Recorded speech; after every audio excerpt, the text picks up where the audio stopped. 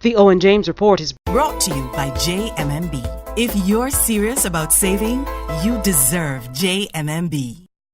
Donna! Hi, Sophie. I brought my friend to set up her plan. Donna, Hi! It's been so wonderful. From the moment we walked in, I felt really at home.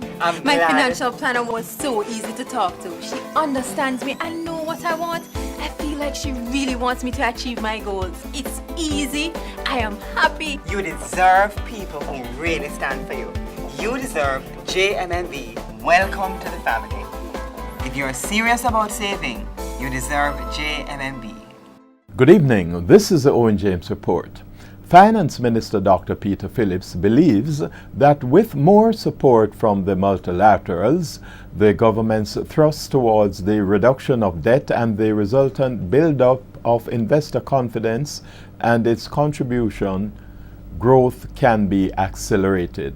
We believe also that the process could be even further advanced if there was more focused support from the multilateral partners, and we intend, not just with the fund, but over the next few months to intensify our dialogue, which has been a good dialogue thus far with the World Bank and the Inter-American Development Bank and our other development partners. Dr. Phillips was addressing a joint finance ministry IMF media briefing yesterday, during which both the IMF and Jamaica noted that the island had done well in respect of the IMF targets under the third review and could draw down $71 million subject to IMF board approval near the end of March. President of the Jamaica Public Service Company Limited, Kelly Tomlin, says Jamaica has to send a credible signal to investors that they can get a fair return on their investments in the island. Her comments to the OJR this week follows news of an impending audit of the company by the Office of Utilities Regulation at about the same time a rate review is due. The JPSCO's president says any lengthy audit could impact negatively on the company's viability, whose investors include pension funds with about $25 million invested in the company. On the foreign exchange market, the benchmark American dollar held firm at $107.85 Jamaican. However, both the Canadian dollar and the British pound strengthened against the local currency. The Canadian dollar gained 17 Jamaican cents, closing at an average selling rate of $98.15, whilst sterling strengthened by $1.98 Jamaican to close at $180.62.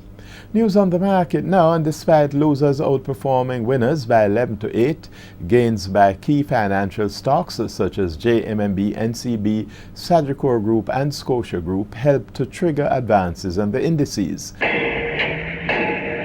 Now finally, in our business intelligence feature, as Jamaica grapples with issues associated with overspending, high debt levels, and how to grow the economy, there's one issue few politicians and private sector businesses appear afraid to tackle head-on: major social problems associated with the indiscriminate spawning of children without planning for their welfare. Clearly, Jamaica does not have the financial resources to care for an abundance of unplanned for children, and it's a part of the economic equation we need to tackle, particularly those adults who cruelly bring children into this world to suffer. From the perspective of the OJR, there should be a major public-private sector initiative to tangibly promote the virtues of smart parenting and its relationship with economic growth and development, both at the micro and macroeconomic levels. I feel reasonably sure that Jamaica's multilateral partners, such as the IDB and the World Bank, would support this endeavor. And that's the Owen James Report. Good evening. The Owen James Report was brought to you by JMMB. If you're serious about saving, you deserve JMMB.